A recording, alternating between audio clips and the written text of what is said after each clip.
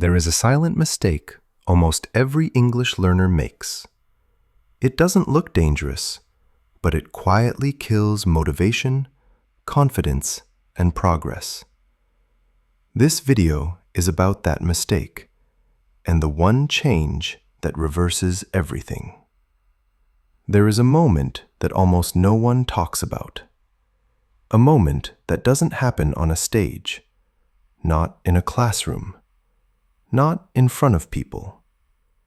It happens late at night, when the world is quiet, when your phone is in your hand, when your room is dark, and when a single thought suddenly becomes very loud.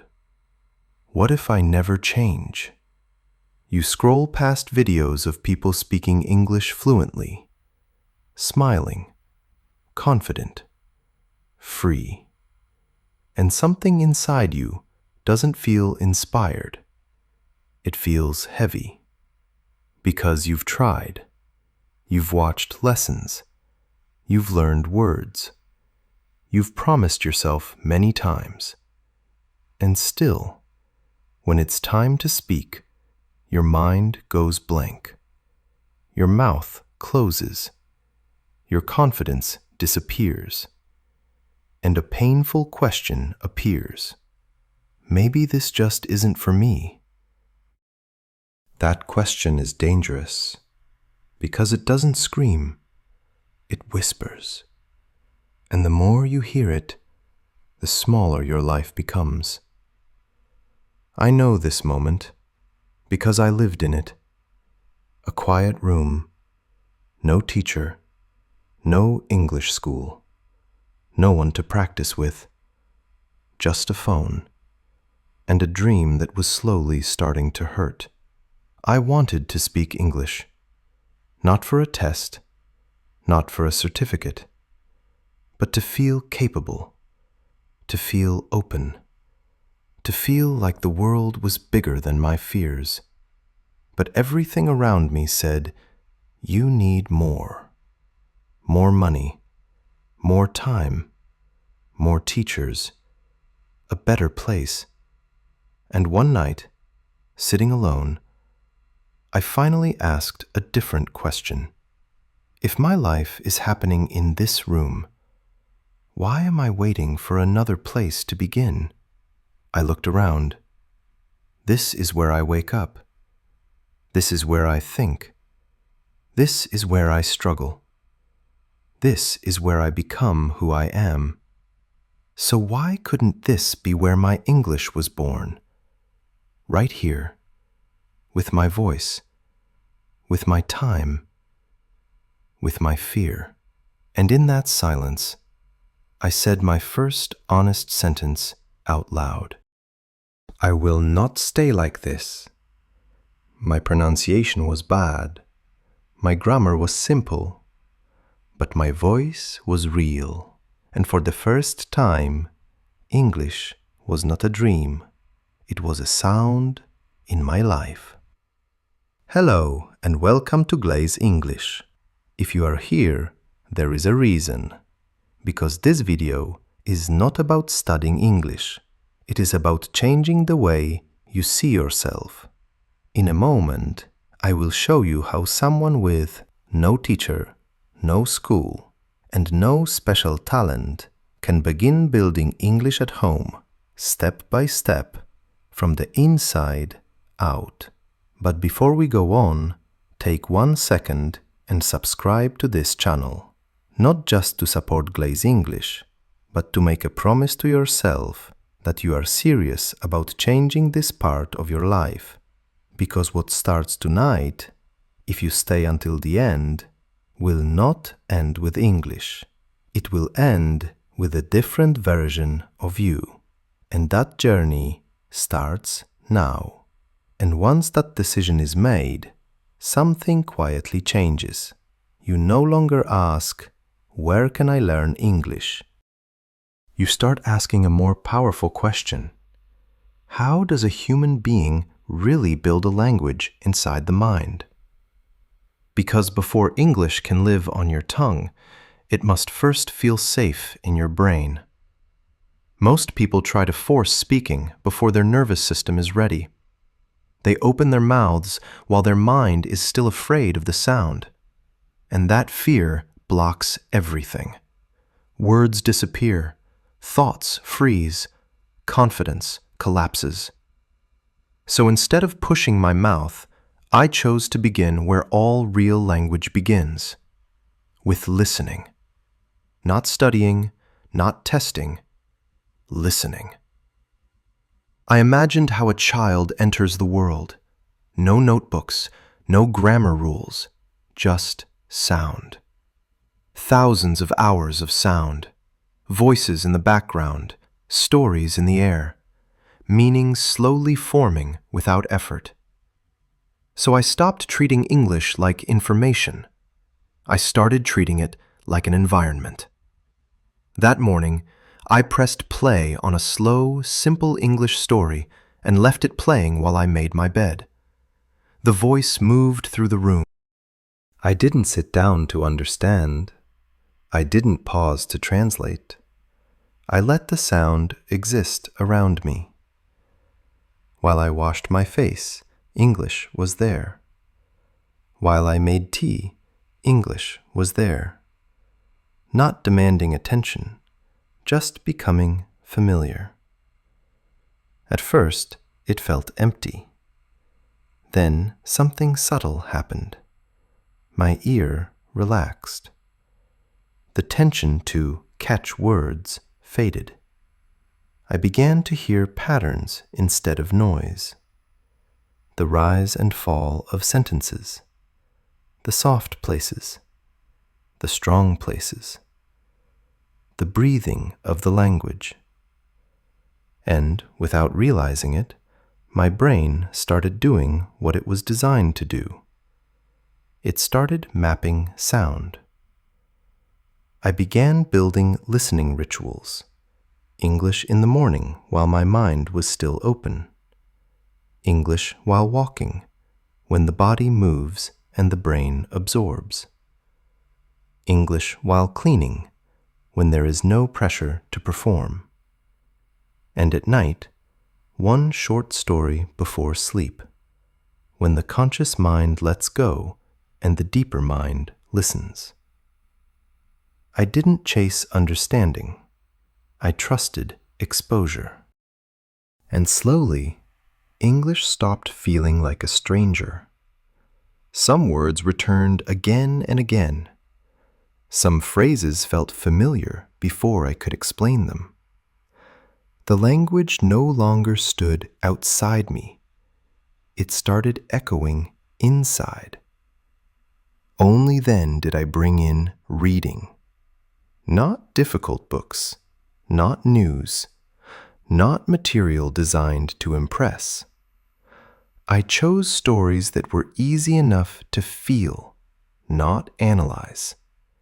Simple characters, simple days, simple sentences. I read out loud, softly, letting my eyes and my voice work together. And something important happened. English was no longer only sound. It became shape, movement, story. I wasn't collecting vocabulary. I was entering situations. I saw how words lived together, how meaning traveled through a sentence, how the same word could feel different in a different moment. I didn't force memory. I allowed recognition. And recognition is the real beginning of language. Sometimes I met a word I didn't know. I looked it up. I returned to the sentence. Then I returned to the story. Always the story. Because stories teach the mind how language behaves. They don't give you pieces, they give you life. After a few days, something unexpected happened. I began to notice English when it wasn't playing. A phrase would appear in my mind. A sound would return while I walked. I wasn't trying to think in English. My brain was starting to offer it. That is when I understood what I was really building. Not English knowledge, an English nervous system. A system that hears without fear, that recognizes without effort, that no longer panics when the language appears. This is the foundation almost everyone skips, and this is why almost everyone struggles. Because fluency is not born in the mouth, it is born in the brain. So if you feel blocked, slow down. Let English enter you before you try to produce it. Create sound around your life. Let stories fill your quiet moments. Let your ear become a home instead of a battlefield. Because once English feels normal in your world, it will soon feel natural in your voice. And when English no longer feels like noise in your head, when it starts to feel familiar and safe, there comes a quiet moment when your body begins to ask for something more. Not more listening, not more reading, your voice. For a long time, my English lived only inside me, in sounds, in thoughts, in recognition. But one afternoon, standing alone in my room, I felt a strange pressure in my chest. Not fear, not confusion, the need to speak. So I did the simplest thing possible. I talked to the space around me. This is my desk. I am standing. The light is on. The words were small, but the act was huge. Because this was not practice anymore. This was permission. Permission to use my voice without being ready. Permission to sound wrong. Permission to exist in English without performing. At first, my voice felt unfamiliar in this language. Too slow, too careful. Like walking on a frozen lake, afraid of breaking the surface. But I kept going. I spoke while I walked. I spoke while I cooked. I spoke while I opened doors and washed cups. I didn't try to sound fluent. I tried to stay present. I described what I saw. I described what I did. I described what I felt. And slowly, something important changed. I stopped waiting for sentences to be perfect before releasing them. I started letting them move. And once language moves, it grows. Later, I stood in front of the mirror, not to judge myself, to meet myself. I asked simple questions. I answered them. I told myself short stories about my day. At first, it felt childish. Then it felt honest. Then it felt powerful. Because when you speak to yourself, there is no audience to impress, no role to protect, no identity to defend. There is only the truth of what you can express right now. And that truth is the strongest place to build from. But even then, I felt something missing.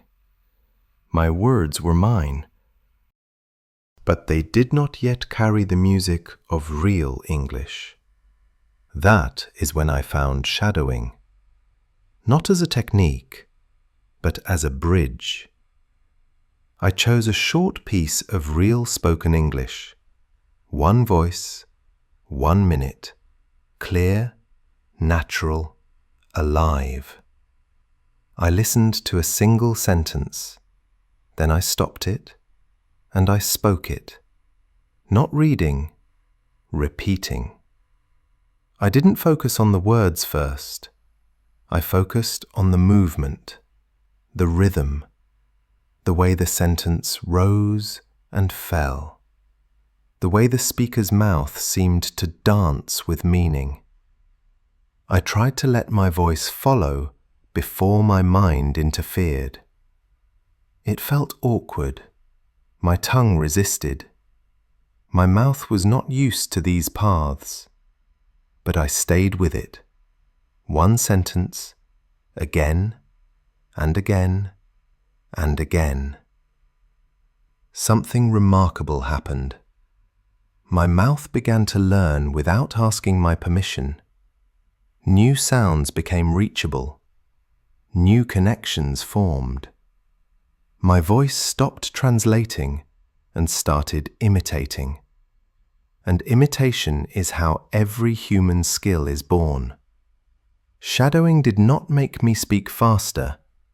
It made me speak more honestly. My pauses changed. My stress changed. My confidence shifted. Because now I was not inventing English. I was joining it. Every day, 10 minutes, not more. I respected the nervous system. I kept it short enough to stay focused, long enough to create change. I whispered while walking. I repeated while sitting. I spoke while my body moved. And little by little, my inner resistance faded. My voice no longer felt like a stranger in this language. Then something even deeper occurred. My self-talk began to change. I was no longer only naming objects. I was expressing meaning. I spoke about my tiredness, my plans, my doubts, my small wins. Sometimes I played two roles: ordering food, asking for help, explaining a problem, telling a story. My room became a theater where my future self practiced existing. And one ordinary moment, while cooking, I realized I had been speaking for several minutes. No preparation, no fear, no translation, just response.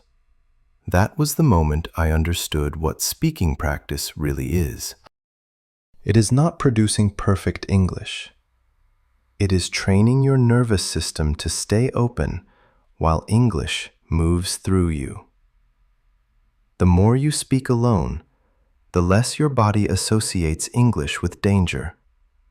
And when danger disappears, fluency begins. This is why talking to yourself is not a small habit. It is a psychological breakthrough. You are teaching your mind that it is safe to exist in this language. You are dissolving the wall between thought and sound. And shadowing is not about copying accents. It is about borrowing confidence, borrowing flow, borrowing the feeling of real speech until it becomes your own. You do not need people to activate your voice.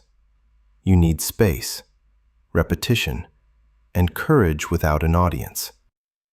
Because the first place your English must become free is not in public. It is in you. And once your voice belongs to you in private, it will no longer abandon you in the world. That is when English stops being something you know and becomes something you are.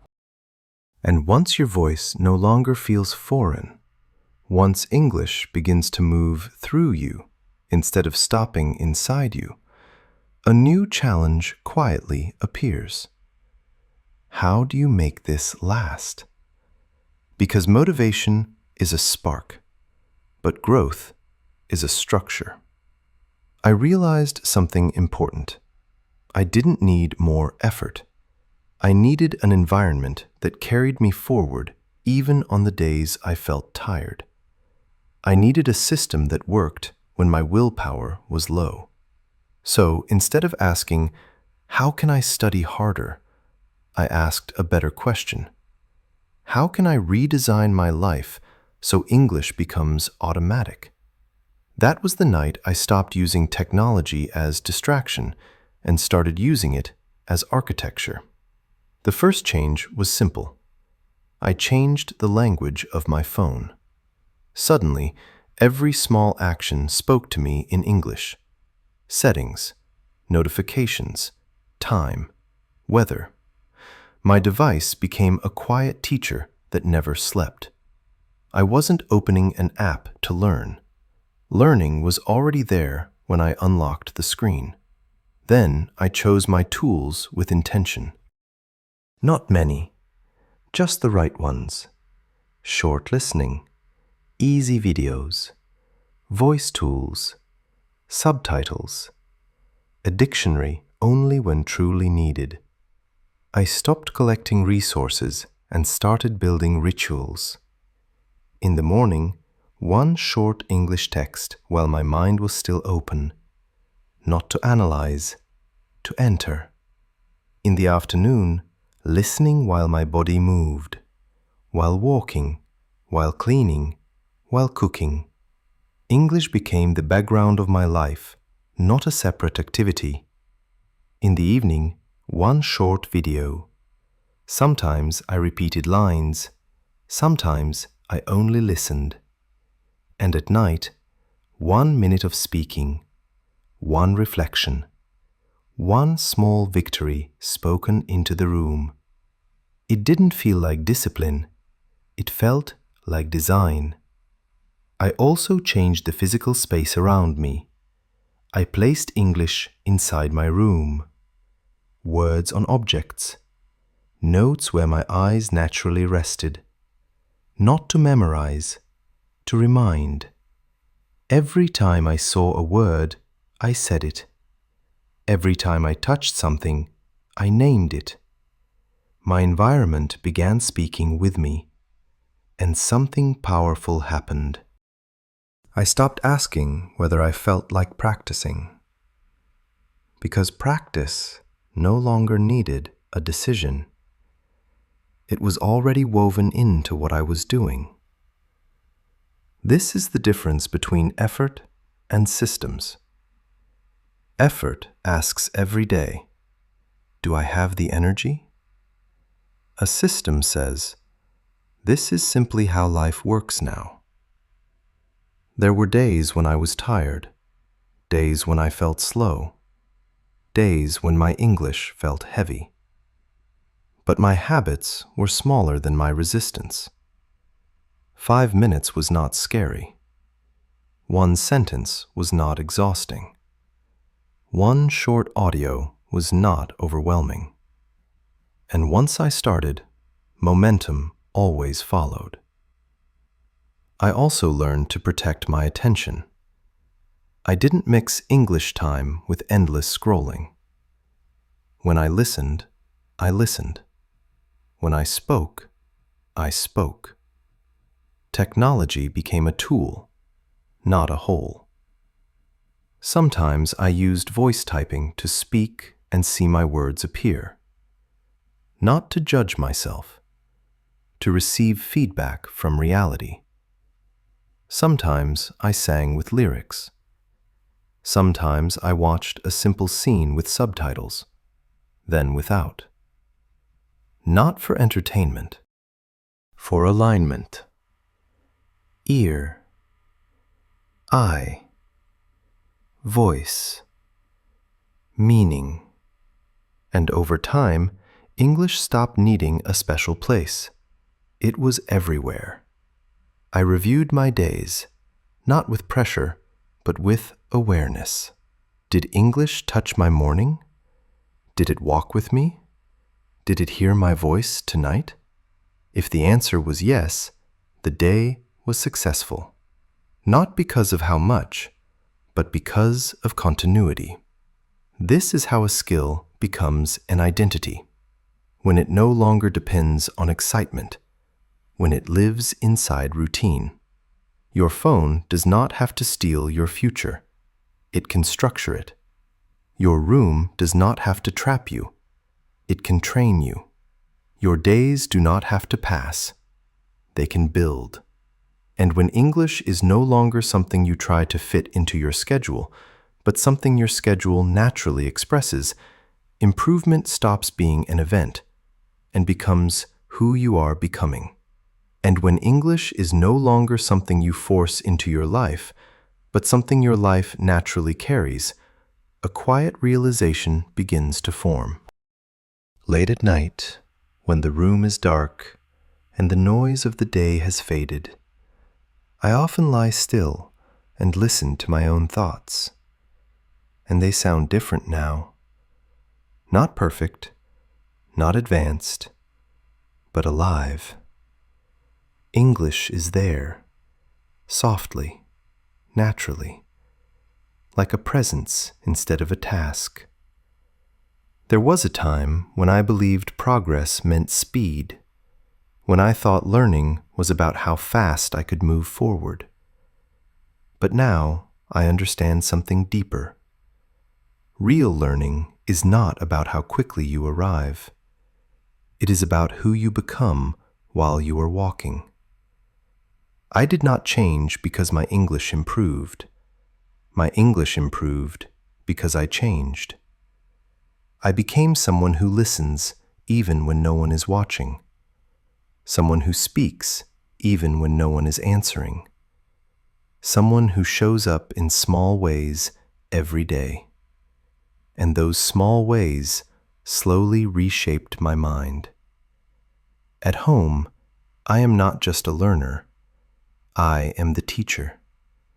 I decide the environment. I decide the rhythm. I decide what part of myself I build. This freedom once scared me. Now it empowers me. Because it means growth is always available. On busy days, on quiet days, on difficult days. Learning no longer depends on the world. It lives inside my choices. I still make mistakes. I still forget words. I still have moments of doubt. But they no longer stop me. They no longer define me. They are simply signs that I am still moving. And this is the truth most people never hear. Fluency is not a destination. It is a relationship. A relationship with sound, with thought, with expression, with yourself. The more gently and consistently you treat that relationship, the stronger it becomes. If you are listening to this and you are still at the beginning, do not measure yourself by others. Measure yourself by continuity. Did you listen today? Did you speak one sentence? Did you let English touch your life in any small way? If you did, you are already becoming someone new. Your home is not a weak place to learn. It is the most honest one, because it is where your habits live. Your phone is not just a device, it is a daily mirror. Your voice is not just sound, it is the bridge between who you are and who you are becoming. So do not wait for the perfect moment. Do not wait for confidence. Do not wait for permission. Choose one English habit you will keep from today. One, and let it grow. If this journey speaks to you, I invite you to share it. Write your first habit, make it real, and continue walking. Because you can learn at home, you can build English inside your life, and step by step, without rushing, without fear, you will find that the language you once chased is now walking beside you. And that is where real fluency begins. What this journey truly shows is not just how to learn English at home. It shows something much bigger. It shows how change really happens. Not through big promises, not through perfect plans, not through sudden motivation, but through quiet decisions that are repeated. At the beginning, English looked like a mountain, too high, too far, too heavy. And behind that mountain was a deeper fear, The fear that maybe growth itself was no longer possible, that maybe some doors were already closed, that maybe the person we are today is the person we must stay. But step by step, something else was revealed. Growth is not created by dramatic actions. It is created by identity-level behavior. The moment you start listening every day, you are no longer someone who wants to learn. You are someone who listens. The moment you start speaking alone, even badly, you are no longer someone preparing to speak. You are someone who speaks. The moment you build small rituals into your life, you are no longer trying. You are becoming. This is the real transformation. English is simply the vehicle. Because what you are actually training is your relationship with yourself. You are training your ability to stay when things feel uncomfortable, to continue when progress feels slow, to act without applause, to build something invisible before it becomes visible. And this is a skill that goes far beyond language. The same structure applies to your health, to your confidence, to your career, to your mindset, to any future you want to create. Stop asking, what result do I want? Start asking, who must I practice being each day? When you shift from chasing outcomes to building identities, everything changes. Instead of, I want to speak English, it becomes, I am someone who lives with English. Instead of, I want to be disciplined, it becomes, I am someone who keeps small promises. Instead of, I want a better life, it becomes, I am building a better system. So the real lesson is this: your life will not change when your motivation changes. Your life will change when your daily behavior changes. And daily behavior does not need inspiration.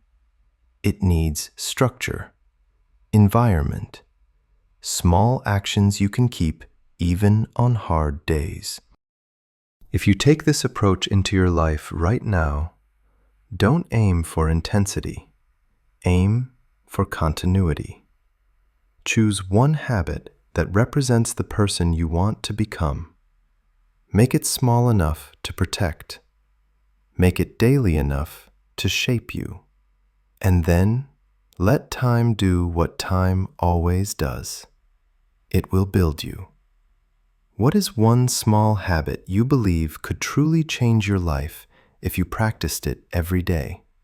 Please write your answer in the comments so everyone can read different perspectives and learn from each other. And if this content brings value to you, please subscribe to Glaze English to support the channel and help us stay motivated to create more meaningful, high-quality videos for you in the future.